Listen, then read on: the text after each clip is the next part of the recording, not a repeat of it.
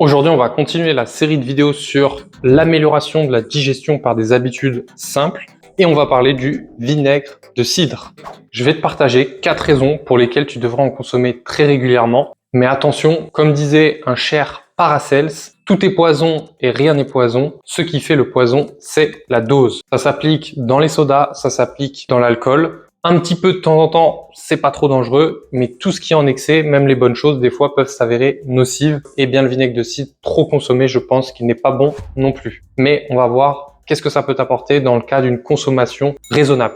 La première chose, c'est que lors du processus de fermentation donc des pommes, tu vas avoir des bactéries qui se créent, des bonnes bactéries qu'on nomme des probiotiques. Et ces probiotiques, ils vont venir repeupler ta flore intestinale. Donc simplement en mettant du vinaigre de cidre dans ton alimentation, tu amènes des probiotiques naturels à ton organisme qui vont lutter du coup contre la dysbiose intestinale. Le deuxième des avantages, c'est que le vinaigre de cidre, il contient des minéraux comme le calcium, mais il contient aussi des oligo-éléments comme le potassium. Et ces sels minéraux, ils ont un effet alcalinisant sur le corps. Donc en gros, on dit que le vinaigre de cidre, il a un bon effet sur l'équilibre acido-basique. C'est pas parce que ton aliment est acide en bouche, c'est le cas du citron par exemple, qu'il va être acide pour ton organisme. Il peut avoir un effet alcalinisant.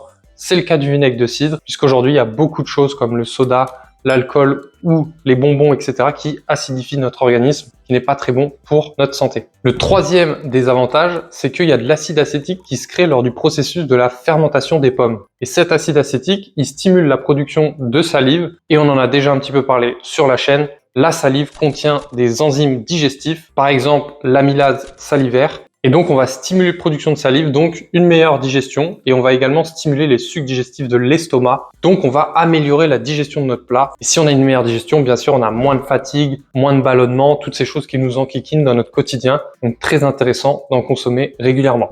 Et enfin, le quatrième des avantages, c'est que comme les fibres qui sont présentes dans les légumes ou les fruits, elles ont un effet de ralentissement de la vitesse de digestion des glucides, l'ajout de protéines également dans tes plats va diminuer la vitesse de digestion des glucides. Le vinaigre de cidre s'inscrit dans cette lignée de ralentir la vitesse de digestion des glucides, donc moins de pics d'insuline, donc on limite la résistance à l'insuline qu'on retrouve notamment dans le diabète de type 2. Voilà pour les 4 points qui font que clairement c'est un allié de ta santé que tu dois consommer régulièrement, tout en veillant bien sûr à ne pas être dans un excès. Maintenant, comment on le consomme? On va passer du coup à la partie pratique. Comment je vais consommer ce cher liquide? Premièrement, ça reste du vinaigre avec une légère acidité, donc sur l'émail des dents, il n'est pas toujours très bon. Donc déjà, le diluer dans de l'eau chaude, ça va être intéressant. Et si on a vraiment envie d'aller plus loin, on peut le boire avec une paille. On limite le contact avec les dents et ça préserve la santé de nos dents. Tu vas donc en mettre dans tes plats, dans tes salades, etc.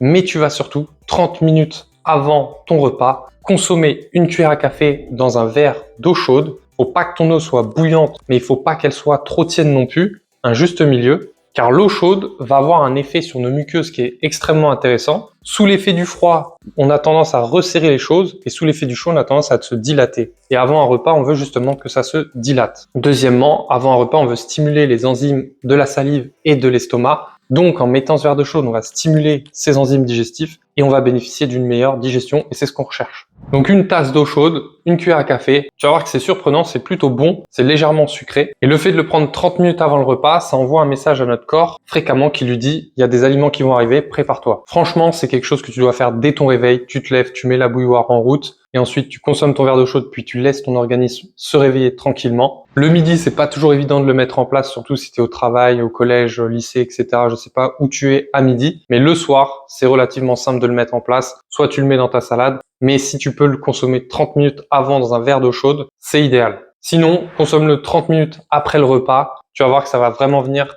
faciliter toute la digestion de ce qui reste et que ça va t'apporter beaucoup de bienfaits.